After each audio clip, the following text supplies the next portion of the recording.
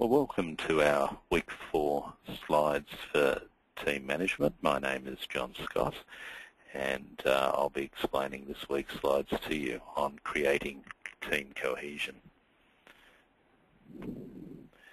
So the first slide goes back over the Tuckman and Jensen model and goes into more detail on the first stage of team development, namely forming. And it lists the tasks that happen in the forming stage. So this includes introductions, coming together, setting a first agenda, and asking questions. So we can find as a team leader in this stage that we can be faced with uncertainty, apprehension, excitement, enthusiasm, interest amongst team members. So there's a lot of mixed emotions, and that forming stage allows for the initial sharing of views, thoughts, feelings, and the team is very much dependent on the team leader at that early stage because there is a lot of uncertainty. This is particularly in relation to individual roles and responsibilities being unclear, and the team leader at this stage must be prepared to answer lots of questions about the team's purpose, objectives, and external relationships. So you're the resource as the team leader. Give the team an opportunity to work through all those areas that they need clarification on.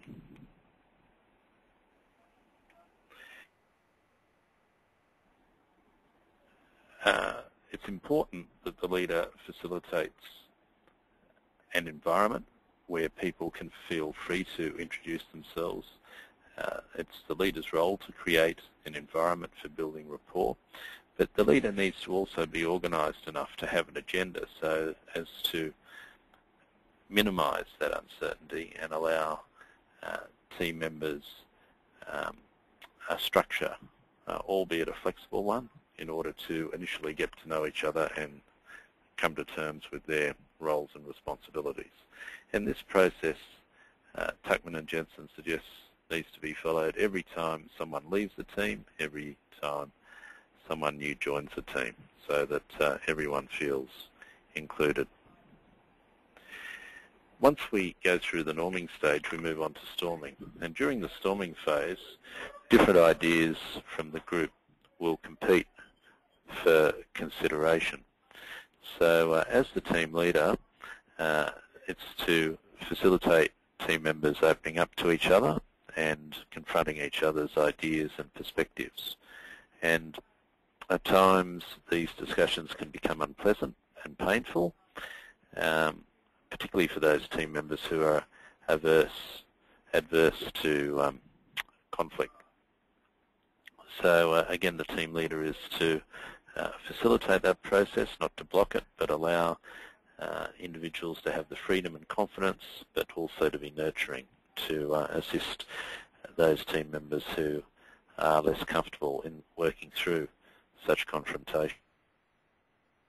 The leader's role for storming, given that team conflict is normal during this phase, the team leader needs to be a catalyst for creativity. As a leader, you must address any conflict immediately and directly so that issues don't blow out of proportion.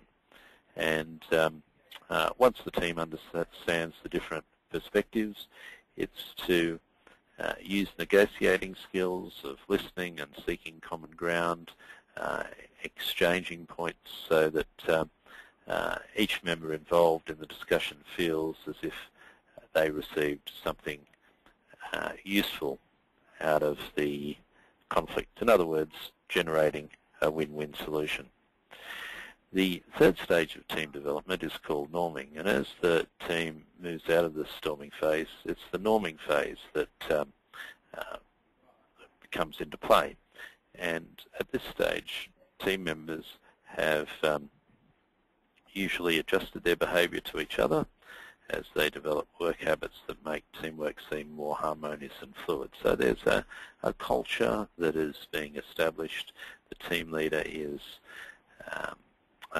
working with that culture, ensuring There is adherence to it because the culture has been formed somewhat out of the organisation values, but also that forming and storming stage where people have sorted out their differences and are finding ways of working together to capture everyone's strengths and contributions.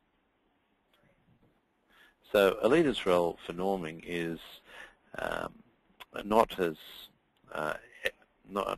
much as on the front foot as what it was with forming and storming. The leader steps back a little, and the team will start to take on more responsibility at this stage.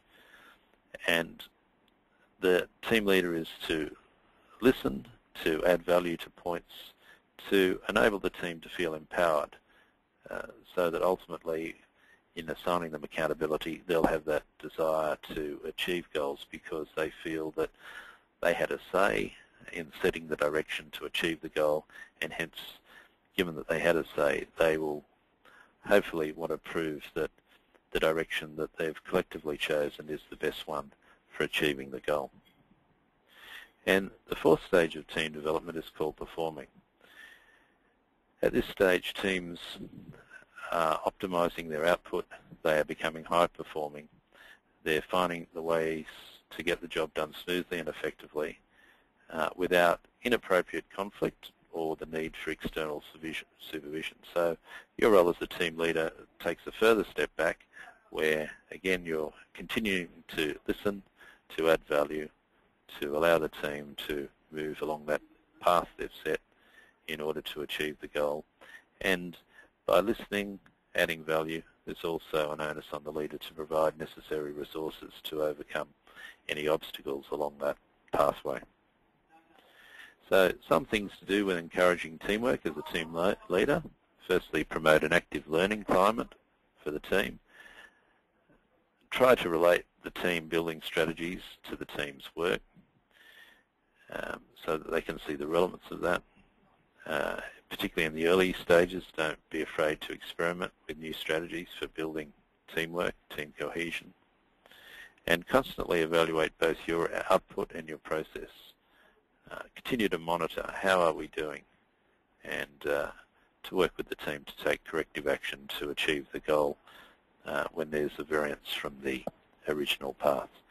And a leader needs to be assertive. They need to focus on the situation, not be aggressive. When they focus on the people, blame people, that's being aggressive. When they focus on the situation and are constructive, that's assertive.